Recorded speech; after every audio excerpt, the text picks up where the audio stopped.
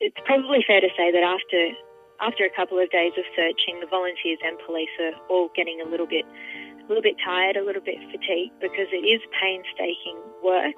Searching this dense bushlands and swamp area is extremely difficult. Most of the volunteers headed into the primary search area, which is an area of dense bushland and swampland between a macadamia farm and a dam. It's quite close to the Bruce Highway, but the entrance to this property is via Kings Road, which you do enter from Glasshouse Mountains Road.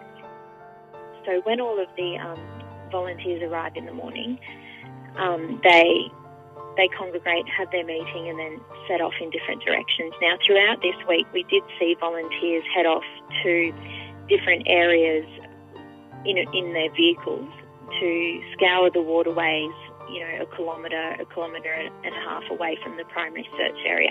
But today that wasn't the case. They didn't get into any vehicles and travel to any other areas. They simply set off on foot, most of them back to the primary search zone.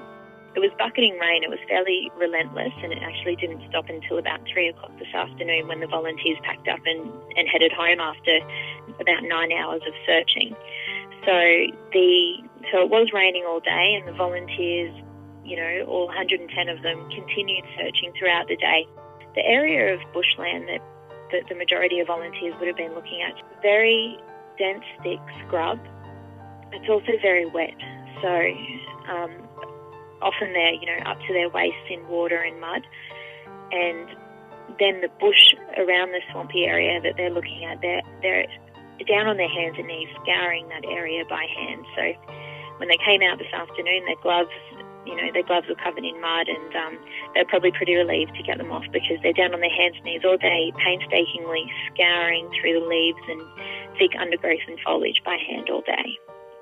It was a bit later that we found out that the first discovery of human remains was made. Initially, the information that we received through police were that 3 bones had been found in the primary search area near where a second shoe was found yesterday. It was unclear at that point whether the bones were human, but shortly before 6 p.m. we've received confirmation that an initial examination of those bones has found that they are human bones. So this is a very significant breakthrough in the case, because this is the first time that actual human remains have been found, that we have had 3 significant breakthroughs within a 5-day period. Daniel Morcombe's parents, they now will be digesting the news that human remains have been found today and the significance of that.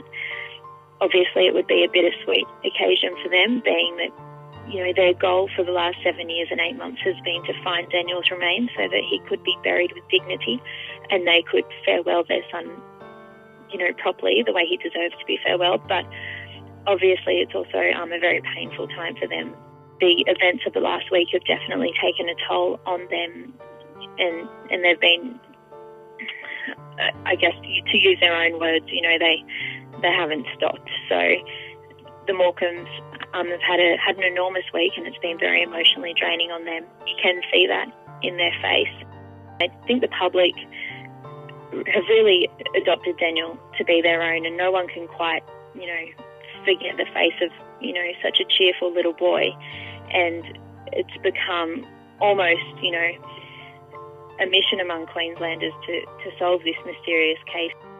His face has become the image of a young life lost, and I think, a lot of parents can relate to that. So I think the coming weeks will really, herald in some more significant developments, so that hopefully Denise and Bruce Morcombe and their sons Bradley and Dean will be able to bury their son with dignity, which is what he deserved.